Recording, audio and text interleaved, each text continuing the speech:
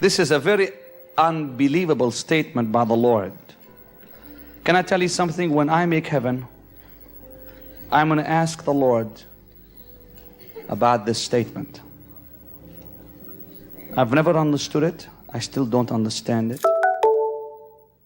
If you claim to understand it, I would say you don't know what you're talking about.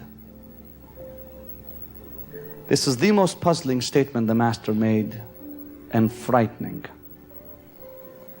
Verse 32 of Matthew 12, he says, "And whosoever speaketh a word against the Son of Man, it shall be forgiven him. But whosoever speaketh against the Holy Ghost, it shall not be forgiven him, neither in this life, in this world, or the world to come." You know what Jesus is saying to us? He's saying, you can talk against me. How many here believe Jesus Christ is holy? Amen. Of course he is. He's Master, King of Kings, and Lord of Glory. But he puts a difference here that's stunning. He puts a difference, Claude, that's stunning. He says, you talk against me, I can handle it. I'll forgive you. You talk against him, and you will not make heaven. What was the sin? They said, he hath an unclean spirit. Never call the Holy Ghost Satan. You do. And I don't want to be in your shoes. God won't forgive you. But there is that person who will do it in ignorance. Paul in 1 Timothy, and I'll tell you, don't turn to it, but 1 Timothy chapter 1 verse 13, he said, I was a blasphemer, but did it ignorantly. For this I found mercy. Ignorantly, God will forgive you. Willingly, never.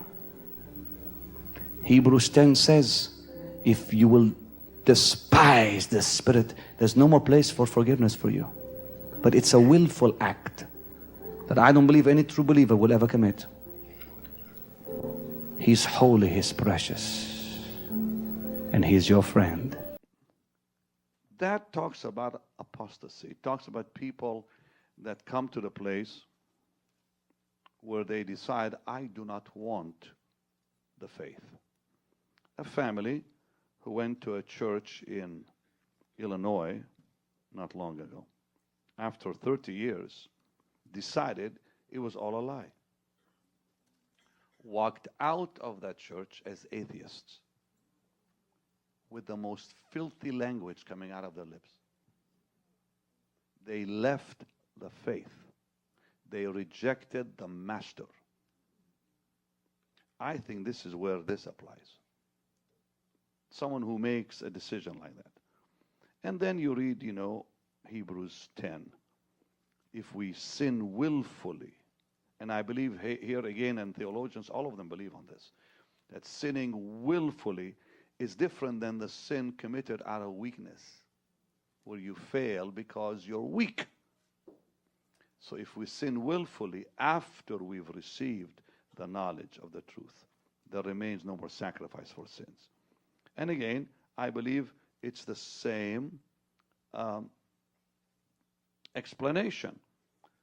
Because it says, he that despised Moses died without mercy. How much sorrow punishment suppose shall he be the worthy who hath trodden under foot the Son of God, and hath counted the blood of the covenant wherewith he was sanctified as unholy. And where you begin to despise the blood, you reject the work of Calvary. I don't know a true Christian will ever do that.